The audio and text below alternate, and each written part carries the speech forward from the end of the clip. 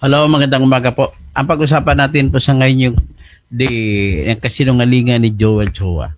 Congressman Joel Chua ng 3rd District ng Manila. Sobrang nuknukan ng ng sinungaling itong taong ito. May naguyo pa rin siya dyan. At sana natalo na siya ni Apple Nieto. Kaya lang nanalo pa rin siya. Ibig sabihin, naguyo niya yung mga botante sa kanyang kasinungalingan. Ngayon, ano ang ilalabas ko sa inyo na ebidensyado natin ang kasinungalingan niya? Ha? Ang kasinungalingan niya po ay nagsinungaling siya sa impeachment na kaso ni Sara Duterte. Anong impeachment niya? Kasi inaakusa ng Senado, lalo na si Bato, inaakusa niya yung Kongreso na pinatagal, inupuan ang naunang tatlong reklamo sa House of Representatives saka palang inaksyonan 2 buwan mahigit doon sa February 5. So, yun ang akusasyon sa kanila. Ngayon, nagdepensa si Joel Chua nung isang araw na panood ko yung kanyang depensa. Sinabi niya na 10 session days daw ang sinasabi sa Constitution, 10 session days. Kaya daw, mula nung December 2, ay wala pang 10 araw ang 10 session days. O dahil dito, binilang ko ang aktual na sesyon ng House of Representatives. At, nako, sobra 10. Kaya managot ka dito, maliban sa kasinungalingan mo, ay managot ka talaga rito. O ngayon, dapat yung i-expose ko ngayon, dapat makita ito ng lahat ng mga senador para makita nila ano ba talaga ang totoo na kwento sa likod ng 3 impeachment complaint na hindi inakyat. Kumbaga, inupuan lang yung 3 at ang inakyat yung pang-4. So kung inupuan ng 3 na sadya na lumampas na 10 araw na session days, ay ibig sabihin, posible po na bubuto ang mga senador na ibasura na lang ang pang-4 na impeachment complaint. Kasi ang dahilan, inupuan na mahigit 10 session days ang mga naunang 3 reklamo. Batas po kasi sa Section 3, Subsection 5, Article 11 ng ating Constitution na walang mahigit isa na reklamong impeachment ang maaaring maisampa sa isang inaakusa na impeachable officer. Kasi kung mangyari, ang katotohanan, December 2, nagsampa ng reklamo ng impeachment ang grupo nila ni Madam Leila de Lima, kasama inendorso ito ni Congressman Percival Sendanya. Kasama si Atty. Shell Jokno dyan. Number 2, yung December 4, nagsampa naman ng reklamong impeachment ang grupo naman ng Makabayan Congressmen na sina Congressman Raul Daniel Manuel ng Kabataan Party List, si Congresswoman Franz Castro ng ACT Teachers Party List, si Congresswoman Arlene Brosas ng Gabriela Party List. So, December 4 yun. So, ang batas po ng konstitusyon nag-uutos na sa loob ng 10 session days ay dapat ni-refer na ito sa opisina ng Speaker ng House of Representatives para saka desisyon na nila sa loob ng 3 araw mula pagkatanggap ng Speaker ay dapat may action niya kung anong gagawin sa sinampang reklamong impeachment. Ang kanilang gagawin, maaring reject nila o maaring i-refer na sa proper committee.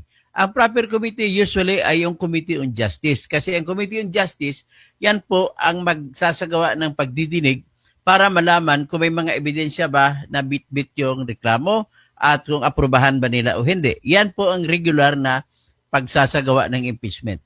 Even though, regular na sa pamamaraan, ang problema ng House of Representatives, inupuan man lamang ang 3 impeachment complaint na sinampa noong December 2, December 4, at saka December 19. Ang utos ng Constitution ay nilabag nila na sa loob dapat ng 10 session days ay dapat nasa kamay na ng Speaker. At mula noon pagdating sa kamay ng Speaker sa loob ng 3 araw ay ibato na lang sa tamang committee o komitiba. Okay? So, ang basahin ko yung exact words sa AI na ni-research ko, yung sinabi ni Joel Chua. Sabi na Joel Chua, Manila's 3rd District Representative, emphasized that the impeachment complaint against Vice President Sara Duterte was filed within the required 10 session days as mandated by the Constitution. This timeline is crucial because it determines whether the complaint was timely and procedurally valid. To clarify, session days, he referred it to the days when Congress is actually in session. Not calendar days, na may araw naman kasi na walang session, kaya hindi kasama sa bilang yun, sabi niya. So even if 10 calendar days pass, it might still fall within the 10 session day window. If Congress only met a few times, kunti lang daw. Ngayon, yan ang sinabi niya. Ano ang gagawin po natin ngayon? Kung talaga pang totoo nagsabi siya o nagsisungaling. Para malaman natin po na totoo at isa-isahin natin ang session ng Kongreso, nakuha ko na po ang session. Ang talaan. Anyway, isa-isahin natin. Pero bago yan, nais ko lang din iklaro na kung hindi pumasa at anong mangyari kung lumampas na 10 session days at hindi nila, inupuan lang nila ang mga naunang reklamo noong December 2, December 4, at saka December 19, ay maaaring wala na pong bisa ang pang-apat na reklamo na pinirmahan ng 25 po. 215 congressmen ay magiging baliwala na kasi lampas na. Pag inupuan nila kasi, may karapatan na itong 3 impeachment na aksyonan. At kung hindi niyo yung inaksyonan, it is good as if it has been acted upon by the Congress. Initiated na yun. Kung titingnan kasi sinadya ninyo may grave abuse of discretion na. Ngayon, ang hindi pa pag-action ay pwede po makonsidera na action? Yes, negative action nga lamang. Ang action nila, 2 bagay lang. It's either aprobahan o hindi aprobahan. So ngayon, kung hindi nila inaksyonan sa loob ng 10 session days, ibig sabihin, hindi nila inaprobahan. At kung hindi inaprobahan, ang ibig na sabihin dyan, initiated na at sapat na po para bawalan ang mga kasunod na reklamong impeachment. So, let us now count. Ito Tika mo na, pero bago yan, basahin muna natin ang batas ng House of Representatives patungkol po sa session. Saan ba yung batas ng House of Representatives? So anyway, nakalagay din lang, inulit lang naman ang nakalagay sa Constitution at inulit nila sa rules nila na sa loob ng 10 session days ay dapat na i-refer na sa proper committee. At ang proper committee na lagi nilang tinutukoy ay ang Committee on Justice. So ito, isahin natin. Isa-isahin natin.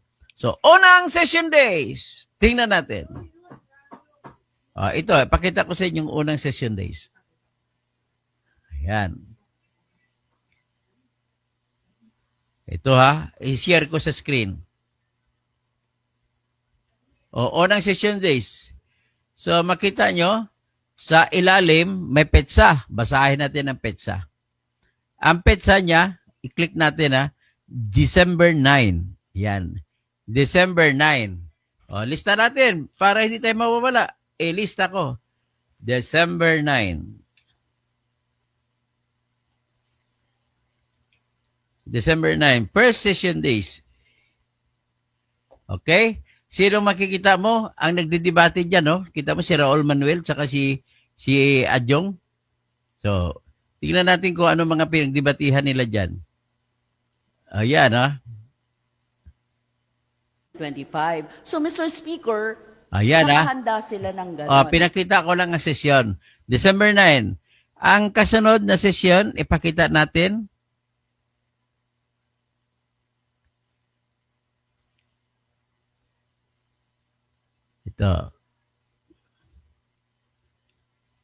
Ito, yan ang December 9. Dali lang.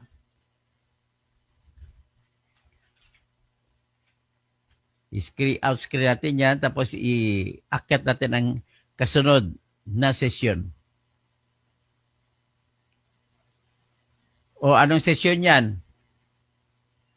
December 10. Second session day.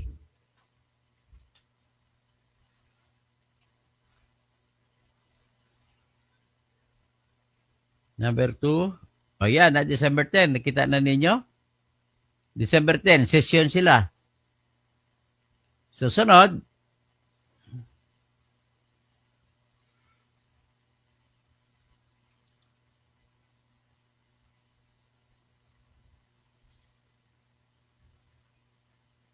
dali, ilagay ko muna natin ha. Ang sunod ay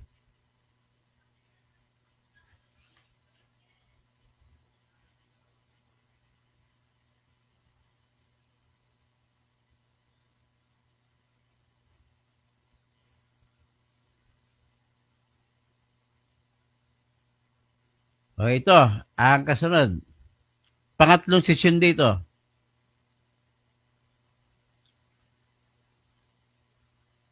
Yan. Anong petsa yan?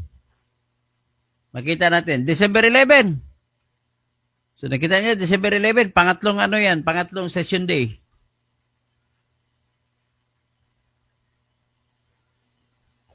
So makikita mo dyan, pag tinignan mo ito, is dito yung session yan, no? Yan. A lease agreement. And Yan, it is session never yan. contemplated Pangatlong that araw yan. the Sunod.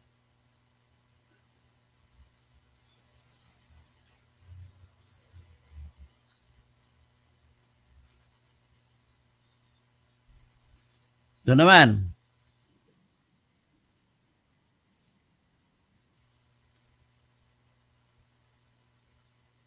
Pang-apat ito. Ang rule dito, December 2 yung unang sinampa na reklamo. Ngayon, kung December 2, dapat pag plus 10 session days, mga December 12 dapat. O ito naman, kailan ito? Ay, tapos na yan. Ay, di, saan ba yun?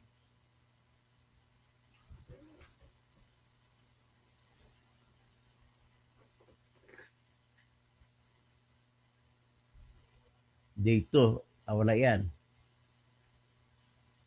December 10, tapos na yan.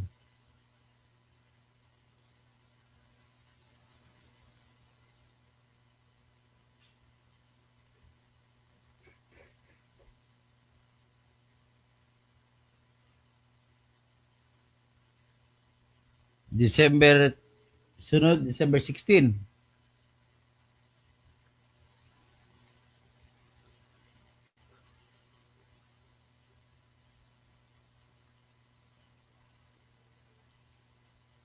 O ito, ano bang araw to? O December 16 yan. Kagas. Ayan ha, nag-session sila. Nearly expired, damaged, overstocked, excessive, slow-moving, and or undistributed So, number by 4 na session din yan. Representative Villanueva. the Committee December on Rules. 16. House Resolution 2. Sunod.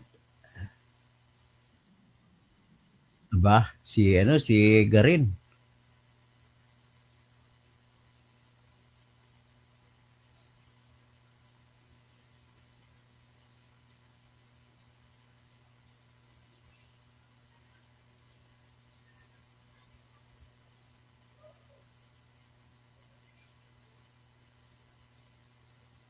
Saan ba yun? Ito. Anong petsa to? December 17. Pang ano yan? Pang 5. December 17. Si Garin na nag-speech. Sunod.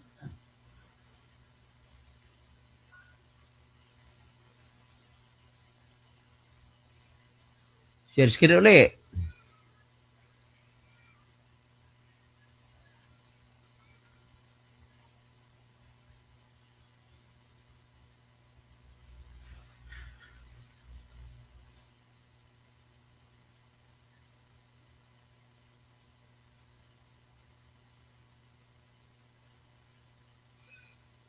Ano naman ito?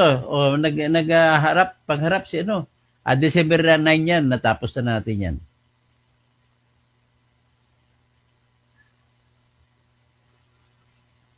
Naguluhan ako eh.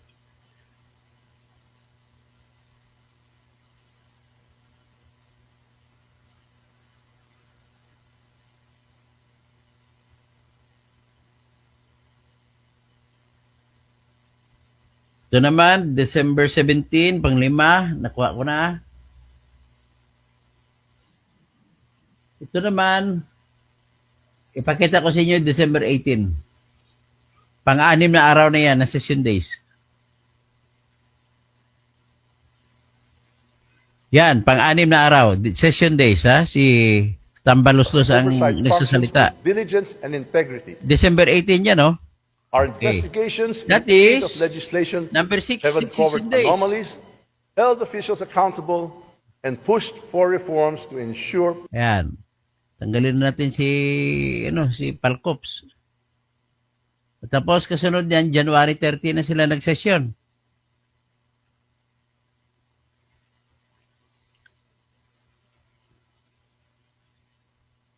Yan, January 13. Yan. Pag ilan yan? Nakita nyo? Pang 7. Oh, January 13. Sunod,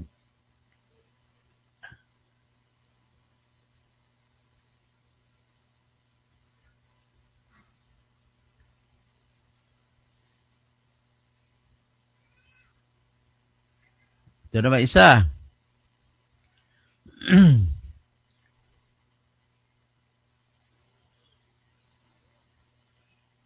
January 14. Kita mo, pang ilan yan? Pang 8. January 14, session days. Tingnan natin ano bang ginawa nila dyan. Yan. 11268, recognizing an institution. Yan. Ibig sabihin, pang ano yan? Pang 8. Sunod. Pang 9.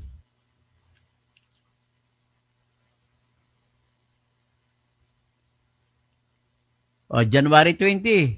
Pang 9 ito.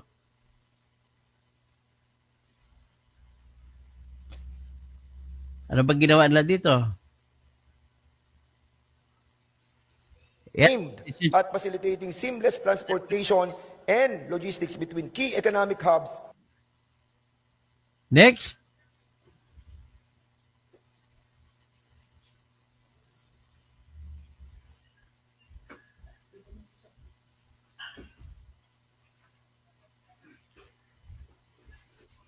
January 21. Ayan, January 21, pang 10. Ibig sabihin, dapat January 21, na isubmit na nila, na ibidala na nila dito yung impeachment complaint na sinampa noong January,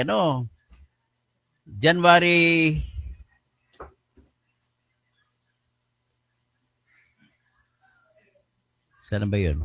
Noong December 2, dapat ang naisampa na December 2, dapat sa panahon na ito na isubmit na nila. Ayan, di ba? So, ilan na? 10 araw na. Naglulukuhan tayo rito eh.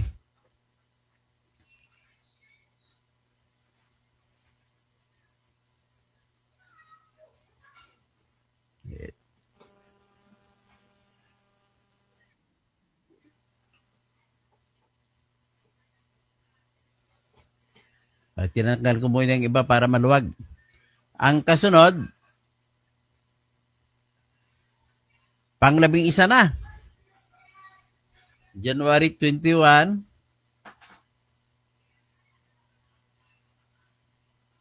Yung isa. January 21 pero parto. So hindi na natin consider yan. Sunod.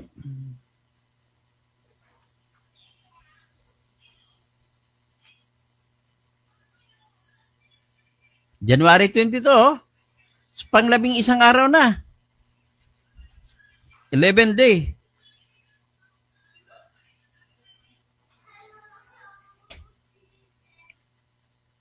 Ano bang ginawa nila dito? Pakinggan natin. Fundamental law to Congress. Yan As stated in May session sila ha?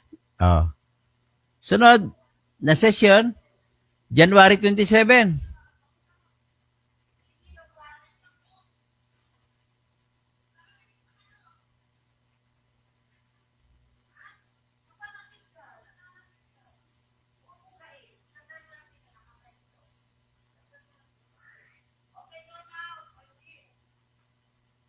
Yan. January 27 naman ito. Pang 12 araw.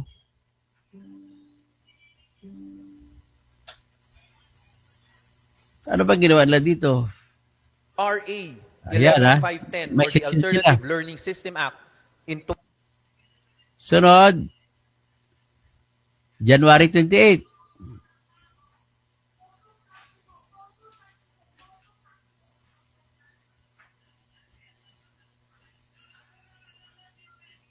Yan, January 28. Oh. Yan ay pang 13.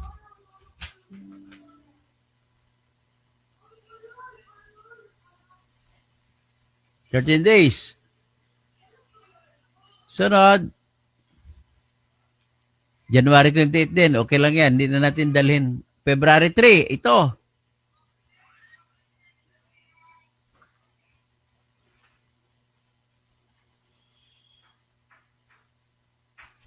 So, February 3.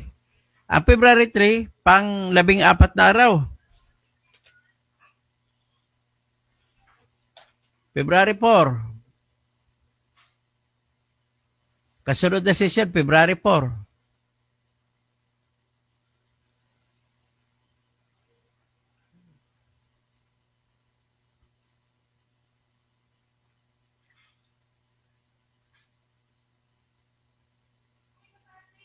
Ayan, February 4. Yan, pang ano yan, pang 15 days.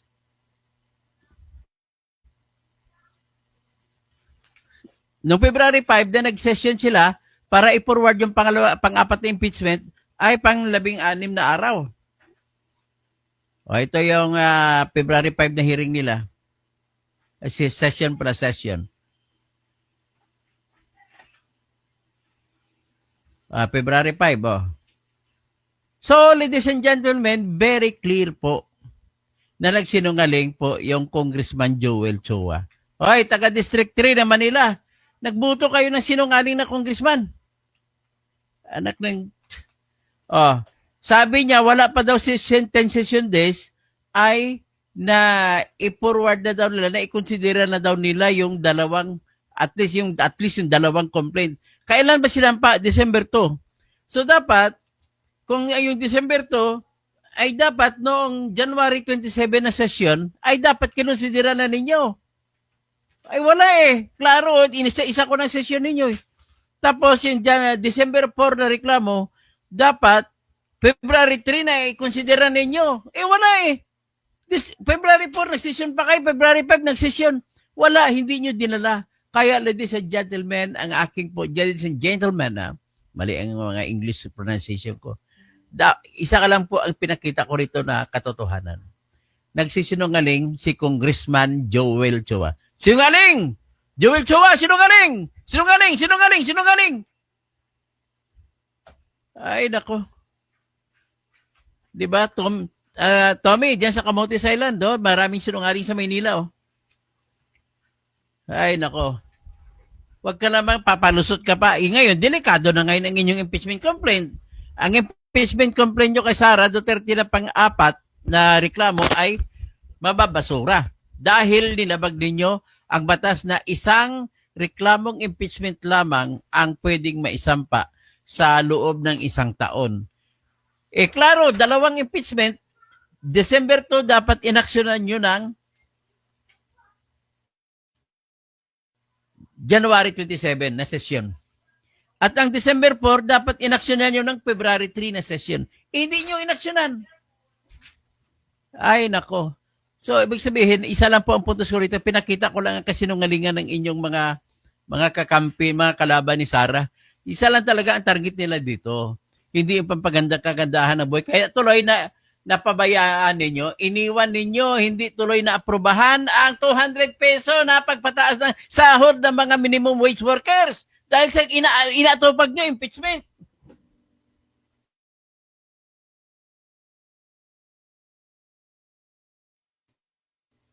Okay, nagtao. O yan, ipakita kong rally ng tao sa ginagawa ninyo. O, inunan yung impeachment. Kaya ito, ang sweldo ng tao, hindi na tinaasan. Ayan, ang nagrally ang mga tao. Ayan nagrarally oh. Asan ang sahod ng dagdag sahod? Ha? Congressman Tamba? Asan ang sahod? Hindi na patuloy batas. Na dahil impeachment ang inuna nyo. Sinisisi nyo ang House, ang Senado. Kayo naman sinisisi ng Senado. Kayo ayaw magkipagkita sa Bicameral Conference Committee. Kasi busy kayo sa impeachment. So, nantindihan nyo na ba ang ibig kong sabihin dito? O, sabi ni Theo, magkano daw? Ngayon, siyempre, nakatanggap kayo 150 million bawat isa, kailangan depensahan yung inyong complaint. Nako. Wala naman problema yan. Ayusin nyo lang. Ang problema lang, talagang binababoy ninyo ang lahat. Wala na sanang problema kung ang itinuloy yung December 2 na reklamo. Wala na magtatanong, wala na magkukontra, tuloy-tuloy ng hearing. Ang ginawa nyo, binlockmail nyo si BBM kasi ayaw ni BBM i-release yung pondo para sa AKAP sa AX. Kaya nagsampa kayo ng February 5 at sinadya ninyo na hindi aksyonan yung December 2 na sinampa, December 4 na sinampa, at saka December 19 na sinampa. Sinadya na yun. Ayon pa kay Toby Chanko, ginawa ninyo pananggalang, binlockmail nyo si BBM kasi si BBM is matatalo kandidato natin. Oh, see? Ano nangyari?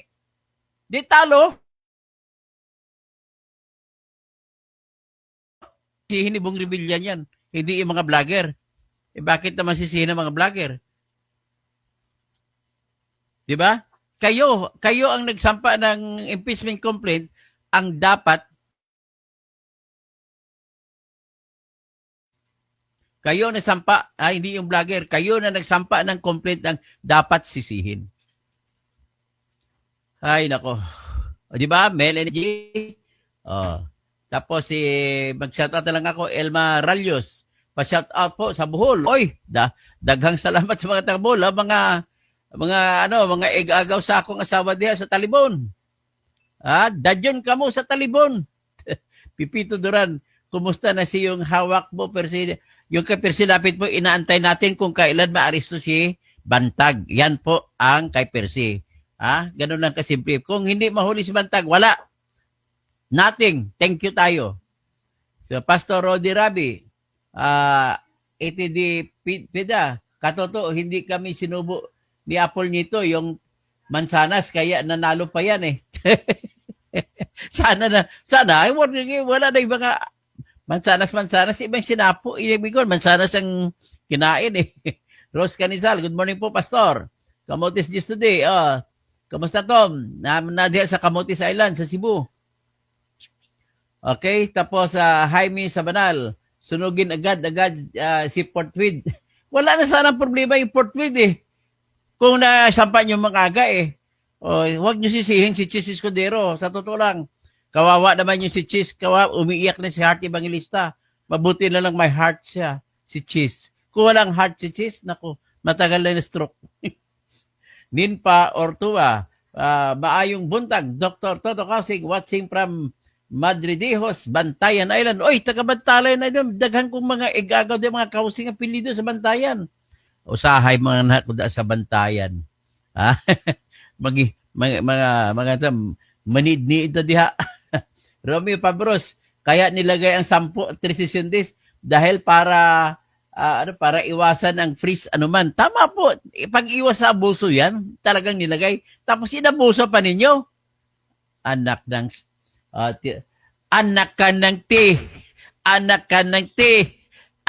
ng po. Naalala ko si Percy Lapid eh. Yung may kanta siya, anak ka ng te, anak ka ng po, anak ka ng te. Tapos, Teodoro Batino, Teacher's Pet TV. Shout out Dr. Toto from Charlotte, sa Tagig and Makati. Wow. Sa mga imbo-imbo, Tagig and Makati, Comembo, sa South Sembo, naalala ko yan eh. Tapos, Revin May, solid DDS. Ang pag-usapan nila ay 2025 budget na bilyon-bilyon. Yon, nawalan tuloy sa pag-isip-isip ninyo sa budget na blanco tuloy ang Bicameral Conference Committee report. Nabisto kayo. Ay, Fortunato Bahunsua, Toto sa Senado 2028, Eugenio Fernandez, mga MGA, Eugenio Fernandez, anong MGA? Tapos Elenita Maglaki, good morning po Dr. Toto, watching from Hong Kong. Wow. Kailan kaya ako babalik sa Hong Kong? Fortunato Bahunsua, Toto Tirador sa 2028 Senado, Eric Villasor, Dalupiri, Ernesto Villagante, Romel Bengson, naimbag na bigat sa mga kabsat ko mga Ilocano. Mayap abak sa mga kabalin ko. Kamotis News, tama ka Dok. So ito, klarong-klaro, nagsinungaling, talagang sinadya nila ipatulugin ng reklamo. Kukuni Aguila, watching from Barcelona, Spain, Espanya. Ha? Kumusta yung bahay ni Lito Lapid dyan sa Barcelona? May bahay si Lito Lapid dyan. Theo Home, magkano attorney? Sino ba tinatanong mo kano? Ako, wala akong pera dito ha. Wala, hindi ako binibigyan. Siguro sila magkano? 150 million pong binigay sa bawat isa sa kanila. Julito Ilagan, sir, sabi nung tumanggap, forgot his name, hindi niya may forward kasi daw kulang ang kailangan pirma kahit na sin second and third kulang. Si Kwan nagsabi nun si Reginald Velasco, yung Secretary General ni Tambaluslos. Mr. Romualdez, Tambi, nice one, Sir Toto. Rinaldo Garcia, pera ang habol nila. Kung walang 150M, hindi pipirma mga yan. Tama ka. Kuko ang nagila. Saludo, Attorney Jenes Rason de Verdad. Okay. Antonio Alarcon, kasuhan mo, Toto. Robel Kausing, galing mo talaga. Okay. Marami, sabi ng Skies Ends, marami na walang dignidad, puro pera ang gusto na walang prinsipyo. Leonardo Baron, at ikaw, anong inatupag mo? Puro ka dada. Ako pala pinapasaringan niya. Okay lang, manood ka lagi. Lagi mo kong ibabas. Kasi pag hindi ka manood, walang magbabas sa akin. Wonder Mike, good morning, Attorney Tirador, Mary Jane Andrade, Konnichiwa. Konnichiwa man sa Japan. Kuya, you're the best. Salamat po. Mark Carlson, shout out from Davao City. Maayong buntag din sa Davao. Wally on Lens, wala na balita kay Erwin Tulfo, boss. Speaking of Erwin Tulfo, mangayo ko ninyo, tabangi ko ninyo, give me help. Bigyan mo ko kahit 100, 200 yan sa GCash ko kasi 60,000 pala ang filing fee na ibabayad ko sa Senate Electoral Tribunal para tanggapin ang reklamo ko na disqualification o kuwaranto laban kay Erwin Tulfo. Napakatindi naman tong set na to. Pinapahirapan pang laban ng mamamayan. Wally on Lens, wala na balita kay isabi. Kay, dilungan mo ko Wally on Lens. Tutukahan kita 10,000 sa iyo. Bigyan mo ko ng 10,000 para madagdag kulang na. Kukunti na lang kulang natin. Kay, new sub po. Ay, salamat po. Welcome kay sa channel ko po. Salamat at nag-sub ka. Timoteo Maturan. Uy, kanon mo si Jumedis Maturan na kaibigan ko. Napakagaling makumanta yun. Malayo ang tingin. Wala namang tinatanaw. Ay, hindi pala kay Jumedis Maturan yun. Kay Nonoy Suniga.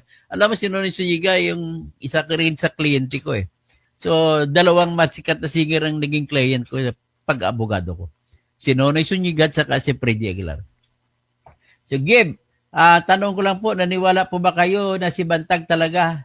Opo, naniwala talaga ako sa MC nito, si Bantag ang ginamit, ang nagpapatay. Pero naniwala rin ako na may tao sa likod ni Bantag. Ganun lang po kasimple. Dr. ang tingin ko kung hindi siya, basta marami yung hindi mo pwedeng may turo eh. Marami silang binanatan eh. Cora Stippert, Dr. Toto, shout out from Germany. Roberto Felemonin Japi, harapin ni Sara impeachment to clear all. Walang problema, harapin naman yan. Ang problema lang, binalahura ng Kongreso na dapat isang reklamo lang silang na ang apat na complain, binalahura nyo kaya nagkagulo-gulo tuloy. Di ba? Nagkaroon tuloy ng bala si Sara Duterte laban sa inyo. Cora Stippert, watching from Germany. Ferdinand Sanuan, good morning po. Ito na Engineer Dr. Toto Tirador, Katotohanan, Kausing. Peter Aladino, lectioner ako kahit sa cheese. May buhay dito sa Paris. Ganun ba? May bahay sa Paris? Ibig sabihin na lovers in Paris pala. Lover in Paris pala si cheese. Kung pupunta kasama si Heart Evangelista, di lovers in Paris plus silang dalawa. Kukuni Aguila, gracias Dr. Toto Tirador. May buenas saludo, Mucho, Barcelona, time 0446. Ay, madaling araw doon sa Barcelona. Ha? Okay, Aura es en Barcelona a las 4:46. Teacher's Pet TV. Dr. Toto, ang bagong congressman po ba as in the first timer, magkaiba? 15 din ba? Kahit bagong congressman, 150 million din binibigay po. Ayon Heart Soul, Gcash ni mo sir. Gcash ko is 0917. Ito, Gcash ko. 0917-300-7796. Gcash ni Berteni si Kausing. Yan, paki-Gcash niyo ako ng tulong ninyo para i-bayad ko sa pagsampa ng disqualification, kuwaranto laban kay Erwin Tolpo. Marlene Cardenas, swear po mag-send. Ito po, i-post ko rin po ito. Sandali Ang alam ko na i-post ko na dali lang. Sige, mamaya po i-post ko. Sa Pagaw Baker, wag nating payagan na may Amerikano na sa Senado. O tulungan niyo po ako. O ito po yung PIB, ito po yung mga kung saan niyo ko pwede mapadalhan. Pwede po sa saan ba 'yon?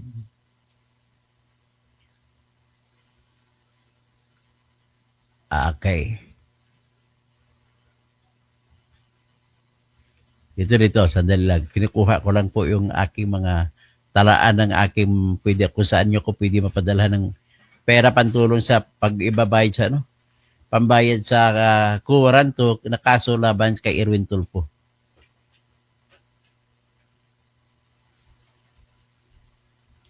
Ito. Please lang po, tulungan nyo ako kasi ang mahal hindi ko talaga kaya.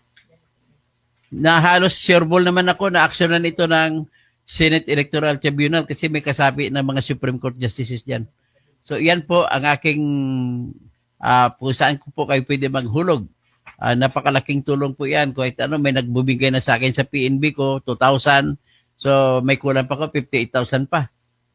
Tapos, yung iba naman, pag hindi makano, magbigay kayo huwag kayo mag-skip sa ads para may dagdag pangkita, pambayad sa filing fee. Filing fee na ang tawag dun eh.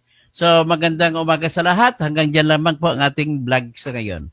At sana, malaman ninyo, nagsinungaling si Joel Chua. Nuknukan ng sinungaling. Sabi niya, hindi pa raw umabot ang 10 session days. Binilang natin umabot na ng, 16 session days. Joel Chua, maganda siguro kasuhan ka ng ethics complaint laban sa iyo, patanggal ka bilang congressman for on the ground of lying. Okay, hanggang dyan lang po. Magandang umaga po. Tulungan niyo po ako, bigyan niyo po ako ng pera, pangdugtong para ipambayad sa kuwaranto na kaso laban kay Erwin Tulfo. Ayaw ko po, kung ayaw niyo rin na magkaroon ng senador na Amerikano, okay lang senador na Ilocano, wag tsaka Bicolano, wag lang senador na Amerikano. Ay, tulungan niyo ako na imbaga bigat kada kayo amin. Mga kabalin ko, tulungan niyo ako. Hanggang dyan lang po tayo.